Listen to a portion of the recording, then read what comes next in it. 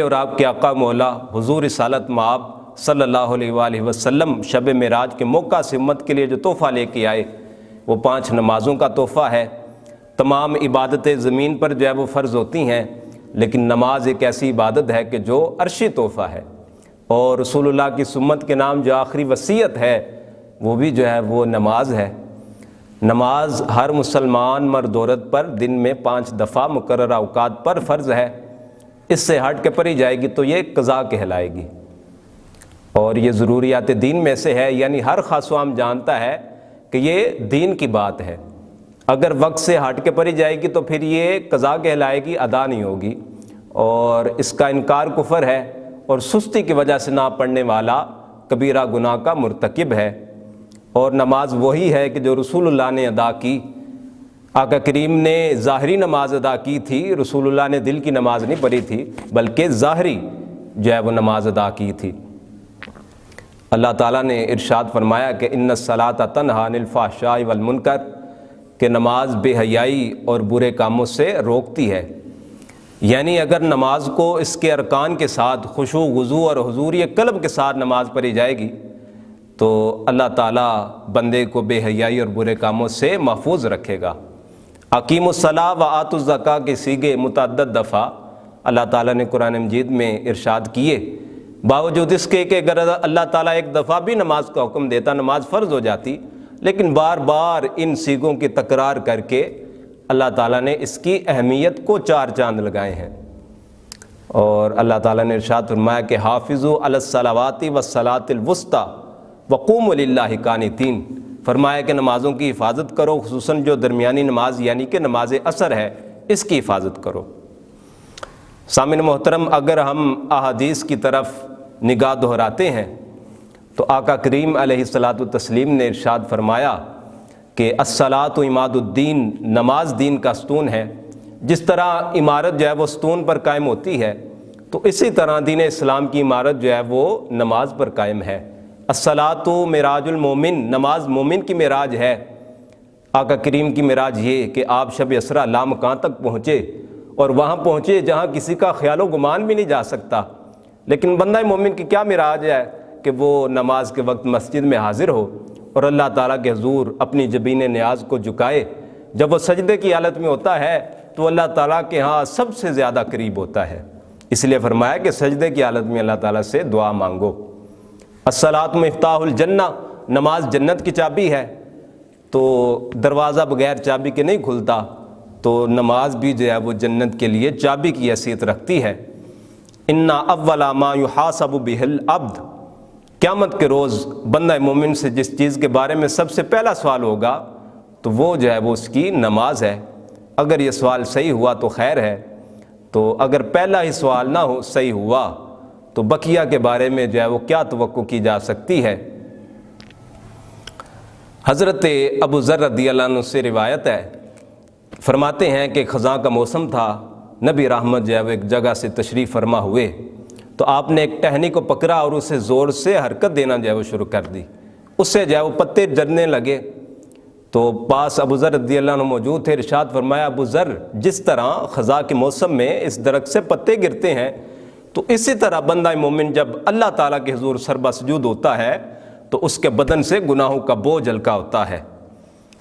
بلکہ ایک مثال کے ذریعے واضح فرمایا تم میں سے کسی کے دروازے کے باہر جو ہے وہ نہر گزرتی ہو اور وہ روزانہ 5 دفعہ اس میں غسل کرتا ہو تو کیا اس کے بدن پر کوئی میل کچیل باقی رہے گی؟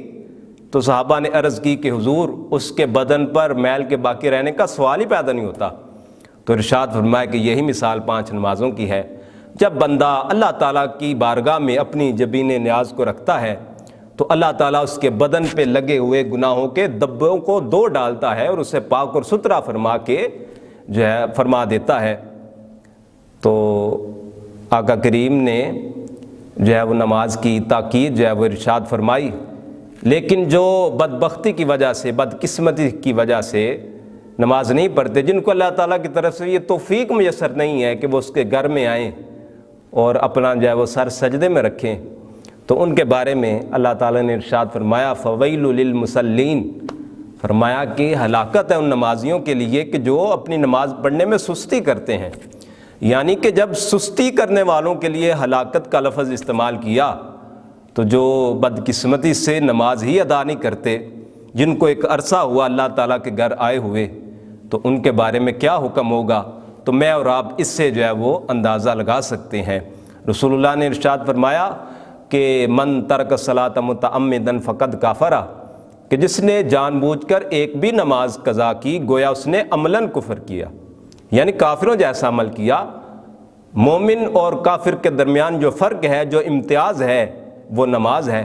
بین العبد و بین الکفر ترک الصلاۃ، اور صحابہ فرماتے ہیں کہ ہم نماز کی وجہ سے مومن اور منافق کے درمیان امتیاز کیا کرتے۔ اگر وہ پابندی کے ساتھ نماز پڑھتا تو ہم سمجھ جاتے کہ یہ مومن ہے، اور اگر اس میں سستی کرتا، کوتاہی کرتا، تو ہم جان جاتے کہ یہ منافق ہے، اسی لیے تو سستی کر رہا ہے۔ اگر کوئی نماز کے وقت حاضر نہ ہوتا تو صحابہ اس کی خبر گیری کے لیے اس کے گھر جایا کرتے تھے۔ تو حضرت عبداللہ بن عمر بن عاص رضی اللہ عنہ سے مروی حدیث مبارکہ کہ رسول اللہ صلی اللہ علیہ وآلہ وسلم ایک دن نماز کا ذکر فرما رہے تھے تو ارشاد فرمایا من حافظ علیہا کانت لہ نورا و برہانا و دلیلا یوم القیامہ، کہ جو نماز کی حفاظت کرتا ہے تو یہ نماز اس کے لیے نور ہوگی، اس کے لیے ایمان کی دلیل ہوگی، اور کل قیامت کے روز اس کے لیے نجات کا سبب بنے گی۔ لیکن جو اس کی حفاظت نہیں کرتا تو نہ یہ نماز اس کے لیے نور ہوگی، نہ ہی اس کے لیے ایمان کی دلیل ہوگی، اور نہ ہی اس کے لیے نجات کا سبب بنے گی، بلکہ قیامت کے روز وہ قارون، فرعون، حامان اور ابی بن خلف کے ساتھ اٹھایا جائے گا۔ یعنی کہ جس صف میں دشمنان خدا اور دشمنان رسول کھڑے ہوں گے تو اسی صف میں بے نمازی کو کھڑا کیا جائے گا، تو یہ اس کی توہین اور اہانت کے لیے ایسا کیا جائے گا۔ تو صاحبو ہم میں سے یہ کون چاہے گا کہ ہمارا حشر جو ہے وہ دشمنان خدا اور دشمنان رسول کے ساتھ کھڑا ہو؟ ہمارا دل تو یہی چاہے گا کہ ہمارا حشر جو ہے وہ اولیاء کے ساتھ ہو۔ اقبال نے کہا کہ ایک سجدہ جسے تو گرا سمجھتا ہے دیتا ہے ہزار سجدے سے آدمی کو نجات، یعنی کہ جب بندہ اللہ تعالیٰ کے سامنے جھکنا شروع ہو جاتا ہے تو اسے پھر مخلوق کے سامنے جو ہے وہ ہاتھ نہیں پھیلانے پڑتے، مخلوق کے سامنے جھکنا نہیں پڑتا، بلکہ رزق کا ضامن اللہ تعالیٰ ہے، اللہ تعالیٰ رازق ہے۔ وَمَا مِن دَابَّةٍ فِي الْأَرْضِ إِلَّا عَلَى اللَّهِ رِزْقُهَا، اللہ تعالیٰ نے رزق کی ذمہ داری اپنے ذمہ کرم پہ لی ہوئی ہے۔ تو ایک سجدہ جسے تو گرا سمجھتا ہے دیتا ہے ہزار سجدے سے آدمی کو نجات۔